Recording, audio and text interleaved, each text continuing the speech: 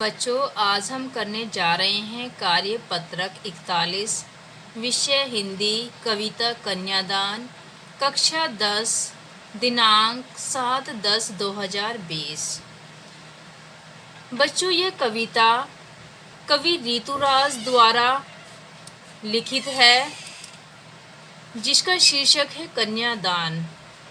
प्रथम भाग मैंने आपको इसका पढ़ाया था, जिसमें बताया गया था कि माँ अपनी पुत्री के विवाह पर भविष्य के बारे में शिक्षा देती है। वह उसे आदर्श के स्थान पर यथार्थ में जीने की सीख देती है।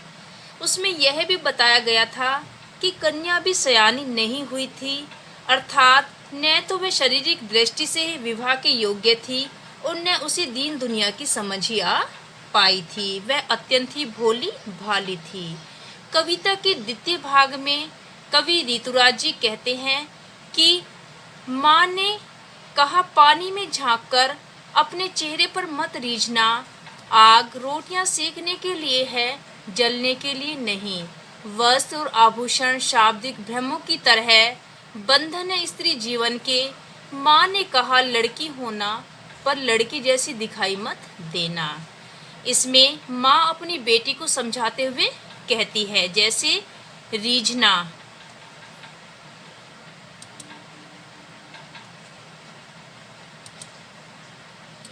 रीझने का अर्थ हुआ मन ही मन प्रसन्न होना। आभूषण अर्थात गहना। शाब्दिक अर्थात शब्दों का। भ्रम मतलब धोखा। प्रस्तुत पंक्तियों में कवि ऋतुराज जी ने उस माँ का वर्णन किया है जो विदाई के समय अपनी बेटी को नसीहत दे रही है कि उसे ससुराल में किस तरह से रहना है और किस तरह से नहीं। इस कविता में माँ कहती है कि कल्पना लोक में विचरण करती बेटी को समझाते हुए माँ ने कहा कि अपने रूप सौंदर्य के बारे में कोई गलतफहमी मत पालना। कहीं यह मत समझ बैठना कि तुम्हारा रूप सभी को बांध लेगा। सबसे पहले माँ ने अपनी बेटी को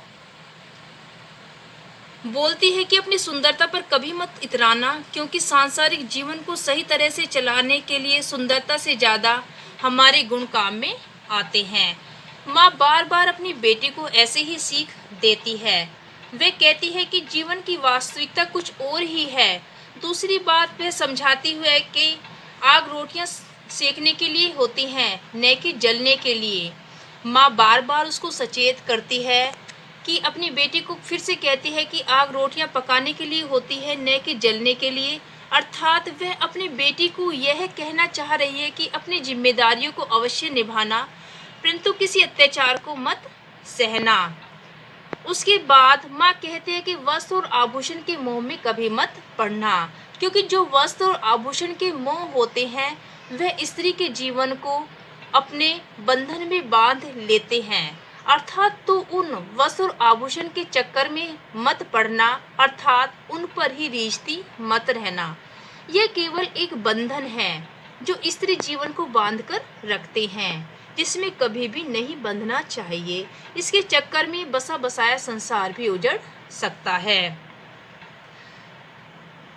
माँ आगे अपनी बेटी को समझाती हुई कह रही है कि अपने आप को किसी के सामने एक दुर्लभ कन्या की तरह प्रस्तुत मत करना, अर्थात तो कभी कमजोर मत दिखना और न ही अपनी निर्बलता किसी के सामने आने देना। जो भी परेशानी कष्ट तुझे तेरे जीवन में आएगा उसका डटकर सामना करना। इस संसार में लोग निर्बल के ऊपर ही अत्याचार करते हैं, अर्थात तू कभी किसी के सामने अपने आप को कमजोर मत जताना। इसलिए उन्होंने कहा कि अपने भीतर नारी के गुण बनाए रखना, लेकिन दूसरों के सामने खुद को कभी निर्बल और असहाय मत समझना। अगर तू अपने आप को निर्बल और असहाय समझेगी तो लोग तेरा शोषण ही करेंगे।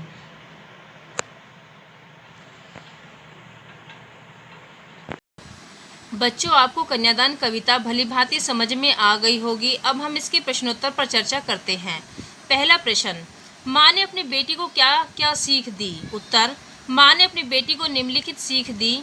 कभी अपनी सुंदरता पर मत रीझना, दूसरों की प्रशंसा को वास्तविक मत समझ बैठना, आग का प्रयोग रोटियां सेकने के लिए ही करना, वस्त्र और आभूषणों को कभी अपने जीवन का बंधन मत बनाना।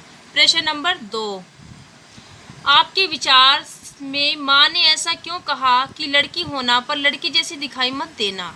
उत्तर, हमारे विचार से माँ ने अपनी लड़की से ऐसा इसलिए कहा होगा क्योंकि वह लड़की को शालीन, शिष्ट और व्यवहार कुशल बनाना चाहती थी, अतः उसने लड़की होने की बात कही।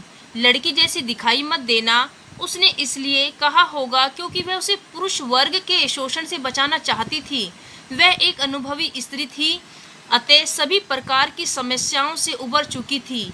वह पग पग पर होने वाले शोषण से भली भांति परिचित थी। वह अपनी बेटी को जीवन के यथार्थ से परिचित कराना चाहती थी। वह लड़की को साहसी बनाना चाहती थी। प्रश्न नंबर 3, आपकी दृष्टि से माँ ने बेटी को सचेत करना क्यों जरूरी समझा होगा? सोचकर लिखिए। उत्तर, माँ ने अपनी बेटी को सचेत करना इसलिए जरूरी समझा क्योंकि बेटी अभी भोली थी और समाज की वास्तविकता से अनजान थी।